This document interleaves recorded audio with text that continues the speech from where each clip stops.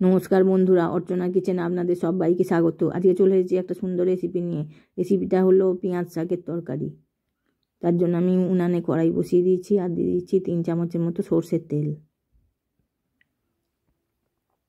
আর দিলাম 5 ফোড়ন 1/2 চামচের মতন, আর দিয়ে দেবো একটা শুকনো লঙ্কা ফোড়ন, আর একটা কাঁচা লঙ্কাও দিয়ে দেবো।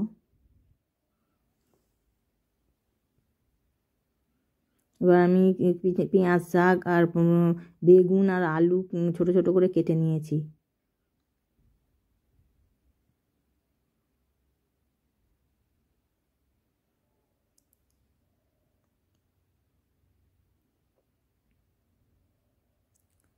ফোড়নটা আমার হয়ে গেছে, এবার আমি আলুগুলো দিয়ে দেব তেলেতে। প্রথমে আলুগুলো দিয়ে একটু ভাজা ভাজা করে নেব।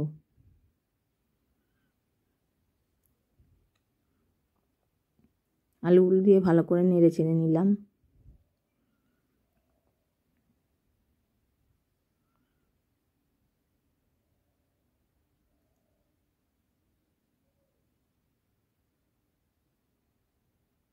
দিয়ে দেবো অল্প একটু লবণ আর একটু হলুদ গুঁড়ো।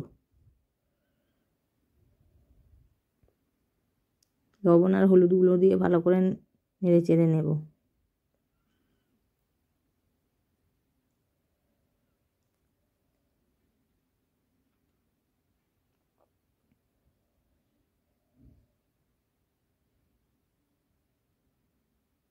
আলুগুলো আমার ভাজা ভাজা হয়ে গেছে, এবার আমি দিয়ে দেবো বেগুন।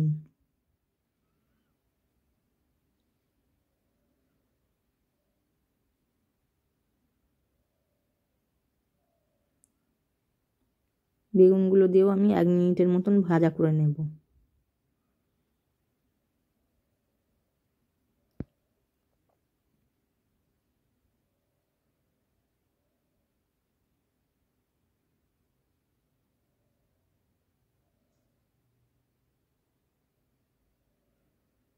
গ্যাসের আঁচটা কমিয়ে দিয়ে আমি একটু ঢাকনা চাপা দিয়ে 1 মিনিট রেখে দেব।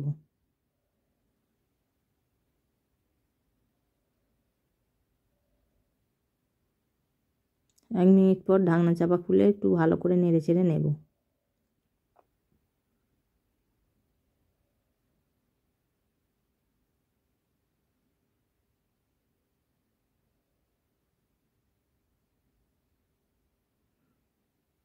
এগুলো আমি এবার দিয়ে দেব পেঁয়াজ শাক কাটা।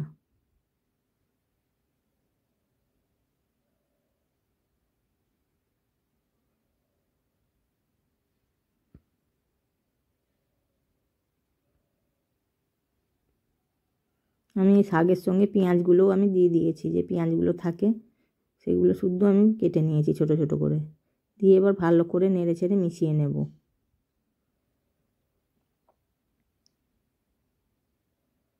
আঁচটা এই সময় বাড়িয়ে দেব।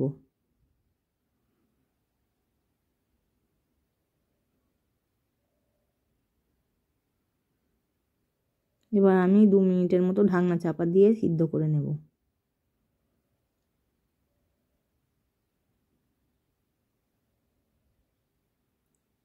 আর একটু দিয়ে দেব স্বাদ অনুযায়ী লবণ আর একটু হলুদ গুঁড়ো।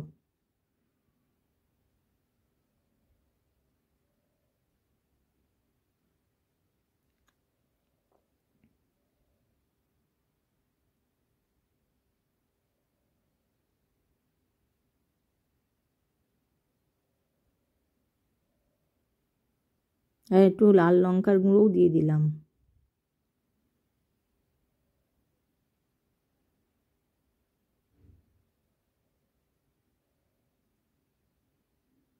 মশলাগুলো দিয়ে ভালো করে নেড়ে চেড়ে নেব।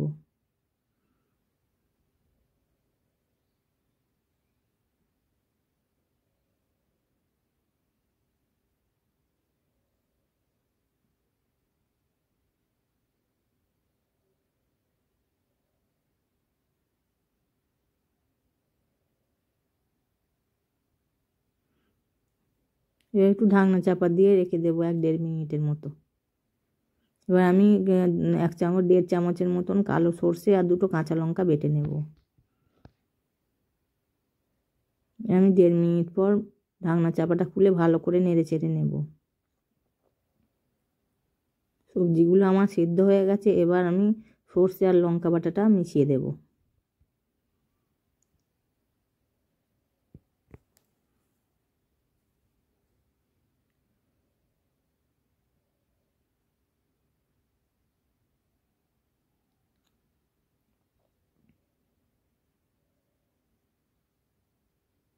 এবার বাটিটা ধুয়ে অল্প একটু জল দিয়ে দেব।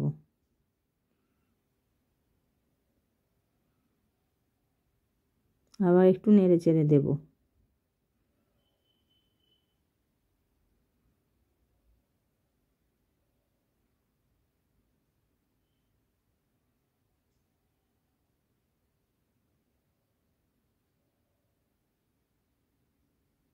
এক দেড় মিনিটের মতন ভালো করে রান্না করে নেব। আমার চ্যানেলের রান্নাগুলো যদি আপনাদের পছন্দ হয়ে থাকে তাহলে চ্যানেলটিকে সাবস্ক্রাইব করে পাশে থাকার অনুরোধ রইল। লাইক, কমেন্ট অ্যান্ড শেয়ার করবেন। আমার পেঁয়াজ শাকের তরকারি একদম খাবার জন্য রেডি হয়ে গেছে। এবার একটা পাত্রে ঢেলে নেব।